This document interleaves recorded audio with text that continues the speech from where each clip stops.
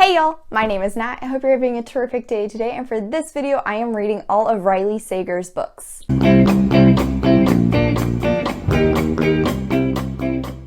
I got the idea for this video because I've heard nothing but good things about Riley Sager's books, and I've also just heard about them constantly on BookTube, it seems. With fall rolling around, it's the perfect time for a nice creepy thriller, and I thought reading some of these would get me in the mood. I'm gonna do a rundown of each of the 4 books as well as give you guys a summary for all of them, and then I'm going to read each of the books. I will update you guys at the 50% mark and give you an estimated rating at that point, as well as update you once I've finished the book and give you an official rating as well. First off, with his debut, Final Girls, this story is a spin on the horror movie trope of the final girl who survives at the end. With this one, we are following Quincy, who survived a terrible event, but she's not alone. Many other girls across the country have survived their own terrible massacres. These women have been dubbed the Final Girls by the media, but none of them have actually met. However, the first one is found dead, and the second one seeks out Quincy, and something ends up happening between the two of them. I imagine someone is trying to kill these girls. I'm very interested by this one. I usually love the final girl trope in horror movies, so I can't wait to see how he's gonna spin that with this one. Next up is The Last Time I Lied, and with this one we are following Emma. She went to a rich girls camp when she was a teenager, but the 3 other girls in her cabin ended up going missing. It is now 15 years later, and Emma has been invited to come back as a counselor. She is determined to find out what actually happened to the 3 girls because their disappearance has never been solved. Obviously, this one's following that nice creepy camp vibe. Gotta love that. So glad I am not going to be reading this in the middle of the woods because I don't think I could handle that. Next up is Lock Every Door, and this one we are following Jules, who has recently been broken up with as well as lost her job. She ends up finding a listing for an apartment sitting job where she gets $12,000, but she isn't allowed to leave the apartment alone for a night. She can't have any visitors, and she's not supposed to disturb any of the other building's inhabitants. The apartment building is this really old style high-rise in New York City and houses many rich and famous people, but while living there, another apartment sitter actually goes missing, and Jules is determined to find out what happened to her, especially when no one else in the apartment building is really all that concerned. Super intrigued by this one. I don't think I've ever read or watched anything with a kind of like creepy apartment building vibe, so that's pretty different. Finally, with his newest release is Home Before Dark, and this one we are following a father and daughter pair in 2 different timelines. In the father's timeline, his family has recently moved into this old mansion and they are planning to fix it up. However, he keeps finding out some creepy things about the previous owners. In the current timeline, it is about 20 years later, and we are following the daughter Maggie. Her father has recently passed away, and he has left her the giant mansion that her family owned. However, her father has become famous for writing this horror book detailing the events he and his family went through while living in the house. While Maggie doesn't believe that the house was actually haunted or anything mysterious really happened there, she decides to go back to the house to fix it up, as well as to find out, is it really anything special, or did her parents just make this whole story up? From what I've heard, this sounds like a mix of Amityville Horror Story as well as the Netflix adaptation of The Haunting of Hill House, and I'm very intrigued by that. Alright, so those 4 books that I'm gonna blast through, I'm sure, because they're thrillers, and as we have learned, I read these faster than anything. I can't wait to see if I actually do enjoy Riley Sager, and I'm hoping I do, because if I only get through the first one and I hate it, this is gonna be a really painful process, and I might just scrap this video. Hey y'all! So I have hit the halfway point in The Last Time I Lied by Riley Sager, and I don't know how to feel about this book. We are following Emma in this as she returns to the camp where 3 of her friends disappeared when she was a teenager. Don't really care for Emma. She's pretty bland. She doesn't have a lot of personality. And across the board, it seems that most of the characters in this are that way, excluding the mean girl characters. For example, Vivian in the 15 Years Ago is very much acting out to try and get attention, and she's kind of a mean girl, but she knows it. I don't really like any of the female friendship in this. Much of it seems very fake and backstabby, and the one genuine friendship is between Emma and Vivian is very one-sided and almost a bit obsessive. The mystery itself is definitely intriguing. There have been little breadcrumbs left for us to follow. However, it seems that once something is revealed, we will get a big cliffhanger, and then we don't find out anything else really substantial until 5 chapters later. Along with that, I think there's the possibility that Emma may be an unreliable narrator, but I'm not sure yet. It is a bit frustrating that even though we are seeing from Emma's point of view, a lot of things are talked about in very vague terms that you don't think someone would do inside their own head about events that they know happened. I have very conflicting feelings about this because there are certain aspects in the way the mystery has been written that is frustrating to me, but at the same time I'm so intrigued by the mystery and I want to know what happened to these girls and what is it that Vivian discovered that might have led to their disappearance. I also want to know just what's happening now at the camp in the wake of its reopening and why Emma seems to be in the center of it. Currently, I'm estimating that my rating may be around 3 stars because I'm definitely intrigued by the mystery, but as I said, I'm still a little frustrated with how things are being revealed to us. I don't have a lot of connection to the characters, and that's usually a big thing for me. Hey y'all, so I finished The Last Time I Lied by Riley Sager today, and I have very conflicting feelings about this book. As I mentioned previously, I didn't really have anything tying me to Emma, but in the latter half, I pretty much could not stand her. Was constantly putting herself in the middle of trouble and then would be shocked when something bad would happen. She has told us countless times that we should not trust anyone at this camp, but then she'll suddenly reveal her hand of things she's learned and it'll get thrown back in her face. Although I wasn't a fan of it in the beginning, I did actually start to enjoy the whole aspect of whether we should believe what Emma is seeing and thinking. In the end, Emma is just kind of a brainless damsel in distress who things just continuously keep happening to until someone finally saves her. In the latter half of the book, we are still following the mystery of what happened to the 3 girls in the 15 years ago timeline, but an additional mystery kind of pops up. With that one, I wasn't very surprised by the end reveal, and with it, it was a bit anticlimactic. I wasn't a big fan of the reasoning for why this person did what they did. It just seemed a bit thin. I will say that the final twist that happened in the last chapter was fantastic. Really caught me off guard, made me rethink everything else we had learned in the book. I think I predicted correctly, and this will probably be about a 3-star read. I did enjoy it, but as well written as the mystery was, I just could not stand Emma. She became worse and worse as the book went on. If this had been a horror movie, I probably would have been hoping she would die, just so there would be a much more dramatic ending, but that wasn't the case here. So hey y'all, we're updating from outside to just kind of do a change of venue once again, and I have a faith in my lap. So if you see any ears, I have hit the halfway point on Lock Every Door by Riley Sager, and I've been enjoying this one more so than The Last Time I Lied. For one, once again, the atmospheric writing is really great, and I really enjoy that it's kind of creepy and sort of arouses your suspicions, but it's not like over the top. You still feel as though this is somewhat of a normal apartment building that what's her name?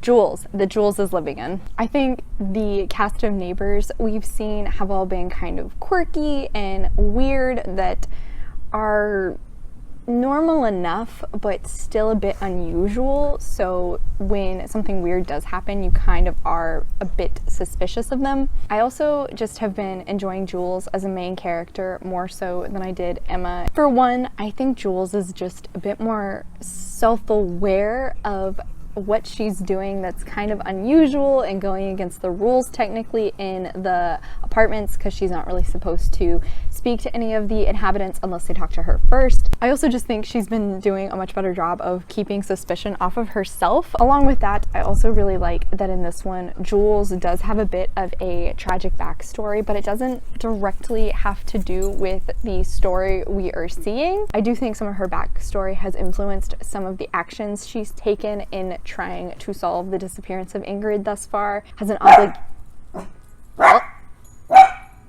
Finally, with Jules, I really like that the unreliable narrator aspect we're seeing of her is not so much due to like a mental illness or being an alcoholic or a drug addict or something like that. It's very much a, can she trust her own brain, or is she just kind of tricking herself into thinking these things? Finally, I have been loving Jules' best friend, Chloe. Jules originally lived with Chloe before moving into the Bartholomew, and Chloe has been kind of like the voice of reason in this book so far. Chloe's the one who's like, this is a little weird. Maybe you should be a bit more cautious going into this. Like, maybe you should have a lawyer look at the contract. I've been really loving her because I feel like I can relate to that. I definitely do that in like horror movies. I'll always be the person that's like, why are you doing this? You need to be doing that. Like, that's not a realistic reaction to what's happening. Faith has come back. That's why you can see her ears. That's about it for where I am so far, but I am liking this one more, and I think my prediction for rating in this one is going to be a 4 stars. I don't know if it's quite... Thanks for that. The mystery is definitely interesting, and I'm super intrigued by what's going on with the apartment building, but I don't know if it's really sucked me in quite as well as last time I lied. Hey y'all, so I have now finished Lock Every Door by Riley Sager, and wow, this one was really good. I really liked this. First off, I just want to say Riley Sager's writing is just so unsettling and like the best way for a thriller. I was listening to the audiobook like while driving to work when I first got in and was opening the office, and it's broad daylight, and what's happening in the story is just sending shivers down my spine. Like, it was so creepy and just so well written and immersive that I was physically reacting and so uncomfortable to what I was hearing in the story. My tripod just fell. I hope the angle hasn't changed too much, but although I mentioned in my last update that I wasn't really as sucked in by this story, that quickly changed. In like 65%, something is revealed, and once that happened, I was so in. I was ready to go. I needed to know the answer. I just wanted to keep reading, and I actually had to make myself put the book down. I actually really loved the answer we ended up getting because it was so normal but still terrifying, just in like a non-supernatural way. In the end, I would say this very much had a similar feeling to the horror movie Get Out, but rather than kind of looking at race, I would say it was more looking at class, which was really interesting, and I was not expecting it to dive into. By the end of this book, I was absolutely living for Jules. She was fantastic. The end of this book was so satisfying. I really enjoyed it. I might say this was a 4.5 stars. I don't think it was quite perfect enough to be a 5-star because while I definitely was not expecting the twists, I just didn't get sucked in by this mystery as much as I did in The Last Time I Lied. However, I really liked the character a lot more, and the ending of the mystery was just fantastic to me. I loved it. Again, just did not see it coming. It was so good. Like, I can see myself thinking back on this in years to come and just be like, wow, that was a great twist. Once again, Jules's ending climax was just fantastic and very reminiscent of the final girl character you see in horror movies when she's finally just like done taking everybody else's shit and is ready to like kick ass. This was very reminiscent of that, and I love those moments in horror movies. Hey y'all, so I have hit the halfway point in Home Before Dark by Riley Sager, and I'm liking this one. This one might have the best chance of a supernatural ending, and I'm kind of excited for that, especially since the other two ended up being fairly normal. I think it would be pretty cool if Riley Sager ended up spinning it and giving us a supernatural ending when we aren't expecting it. Thus far in the book, I am really enjoying the parallels we are seeing between Maggie and her father Ewan's point of views. Since they are father and daughter, they are fairly similar in their thought processes, and they're both being very practical and not jumping to the conclusion that the house is haunted. But with that, I think it's interesting to see, particularly from Maggie's point of view, because she doesn't want it to be something creepy and unusual like that, because that would mean her father was right in the book he wrote and that the house is haunted. In Ewan's chapters, I really enjoy that the headings of the chapter will highlight what the day is and how many days the family has before they will move out. So it's building suspense really well, particularly in his chapters, because we really don't know what's going to be the big event that causes them to leave. At nearly the halfway point though, Maggie does discover a big secret in the house that might be tied into why the family left and could possibly be a nudge toward a more normal answer to why the house is the way it is and why her family left and why her father never talked about it anymore. But I don't know, I feel like it might not be that cut and dry. If it is, I might be a little disappointed by that. Riley Sager's writing continues to just be very creepy and unsettling. I thought Lock Every Door had some really just stomach churning scenes, but there's this one particular scene in Home Before Dark in Ewan's timeline with a bunch of snakes, and I don't do snakes. I'm not a fan. Creep me out, they're slithery, they're slimy, it's nope. So reading that genuinely made me nauseous and just like, I've also noticed a pattern in which a possible romantic character will be revealed for our female protagonist, and there will always be some amount of suspicion on that character. So I think it kind of raises the stakes for us to find out if that person really is responsible for some of the things that are happening or not. Finally, just overall, this book is so reminiscent of The Haunting of Hill House adaptation on Netflix. Like, it just little things will remind me of that TV show, and I'm trying to separate it in my head because obviously that was a adaptation of Shirley Jackson's novel and not Riley Sager's. But there are a lot of similarities, especially in the fact that Maggie is very much the practical, realist, skeptical person, and her father ended up being the one who does believe the house is haunted and that there are ghosts, very similar to Steve and the dad in The Haunting of Hill House. Currently though, I'm pretty intrigued with what all's happening. I'm not really sure where the story will head. If it follows the route we've been presented with currently, I think it'd be a bit too predictable, and I'm hoping it doesn't just do that.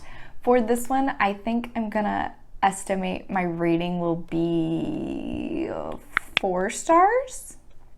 I'm gonna go with 4 stars. Hey y'all, so I have finished Home Before Dark, and we're 3 for 3 on really good twists happening at the end of the book. For one, I just want to say I never thought that The Sound of Music could be so creepy. I really would never have considered that a weird or unsettling musical, but in the context of this book, oof, creepy. I really liked the development we got to see from Maggie as a character in both her relationship with like the supernatural as well as just her relationship to her parents. This ended up having 2 big twists in the end, and the first one I really liked because it just made me completely reevaluate everything else I had read thus far in the book. I will say the second twist really caught me off guard. I was not expecting it. I thought the first one was like surprising enough, but then we had the second and I was just like, whoa. The ending climax just overall was heart racing, and I was just, what's gonna happen? For the end of the book, I really liked the epilogue. It just felt very realistic and showcased kind of the stuff you don't really think about at the end. I've definitely had experience with other thrillers where it'll just kind of cut off right at the end of the climax and you're like, but like, what happens after that? How are they gonna explain this to like the cops? Overall, I really liked this one as well. I think it's gonna be a 4 stars. I think I was right with my estimated rating. Hey y'all, so I have hit the halfway point in Final Girls, and this one is probably the slowest start out of all of the books. We're split between 2 different timelines. One is the massacre at Pine Cottage, which our main character Quincy was the sole survivor of, and then the current timeline follows Quincy shortly after the death of one of the other final girls named Lisa. Lisa survived a sorority massacre kind of similar and reminiscent to the murders Richard Speck carried out. Although Lisa and Quincy weren't really close, they did have a bit of a relationship just because they could both identify with the other and being the sole survivor of this awful tragedy. Shortly in, the other final girl named Samantha comes in and finds Quincy. They strike up sort of a friendship. I read a little review that actually said that most of the characters in this were incredibly likable or at least engaging, and I'm gonna have to disagree. Initially was a little intrigued by Sam, but unfortunately I quickly changed my mind, did not like her. Quincy is definitely not happy with the label of a final girl. She doesn't like being seen as a victim. She just wants to be seen as a normal human being again. She makes strides to try and change this in her life, but I think she still is a victim and she doesn't really know how to get out from under that label. When she does attempt to do so, she does so in a very stupid way. This is the only book so far that I think has no real paranormal possibilities. The other 3 had kind of a haunted, creepy, weird vibe going on, but this one seems pretty cut and dry as more of a mystery. As I said, this one has had the slowest beginning, and I think it's been very focused on Quincy's character and trying to establish, like, as I said, how she has tried to get out from under this label as a victim, and the idea the media has portrayed around her of being the final girl, which she absolutely hates, but at the same time she's just essentially ignored what's happened to her and doesn't ever want to talk about it. So I think she's not going about this in the healthiest way, and that's probably the biggest takeaway I've had so far.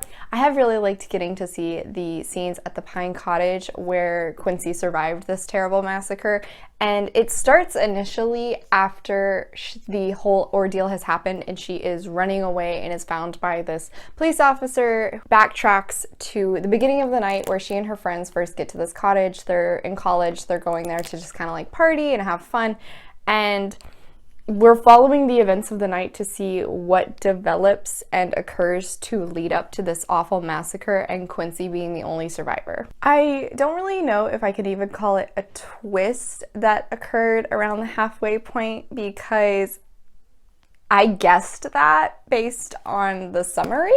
I will say, however, certain events did occur while Sam and Quincy were hanging out in Central Park, and that really caught me off guard and was just...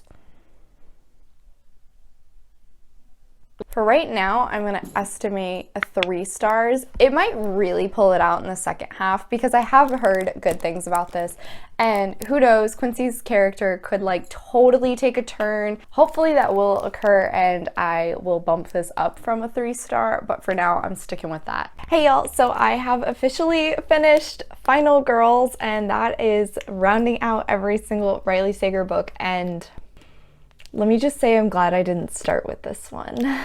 Overall, I was most invested in the timeline where we were seeing what occurred at Pine Cottage the night of the giant massacre that Quincy survived, because Quincy in the current timeline was a moron. I really just could not believe how trusting she was of people, especially after they would like stab her in the back and she would still just trust them to be decent. She also just made stupid decisions constantly. Like, she's the final girl that in a horror movie I'd be like, I don't know how you survived. I really don't know how she survived in this one. And with that, the epilogue that ended up happening was unrealistic and a little disappointing.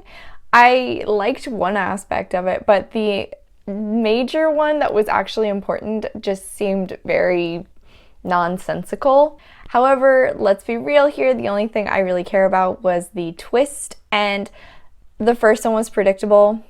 Wasn't really shocked by it at all. The second one definitely caught me off guard. I was listening to the audiobook at work and I was just sitting there like, it was very surprising, but with that, I didn't really like it. It kind of just annoyed me and made me a little angry. It took a lot for me to really get invested in the main storyline. I didn't really like any of the characters. The first plot twist was predictable, the second I wasn't a fan of, and I didn't really like the ending. Majority of the book had instead been focused on the Pine Cottage timeline. I probably would have liked this a lot more, but given that that was the only bit that was enjoyable, I think I'm gonna go with, I think I'm gonna go with the 2 stars. Like, it was okay. It was meh. All right, so I finished out all of Riley Sager's works, and I definitely think they did put me in a fall mood because these are some pretty good thrillers across the board. I mean, ignoring that one, but like across the board, they're pretty good. Would I recommend Riley Sager? Yes. Which one was my favorite? Definitely Lock Every Door. This one's just ending really shocked me, threw me, and I loved Jules. This was the best. This made me so happy. I'm gonna stop holding these like this because it's hurting my wrist. All right, y'all, so as always, thank you so much for coming to my channel. Make sure to hit like and subscribe down below. I come out with videos on Monday and Friday, but until then, I hope you continue to have a terrific day. Bye.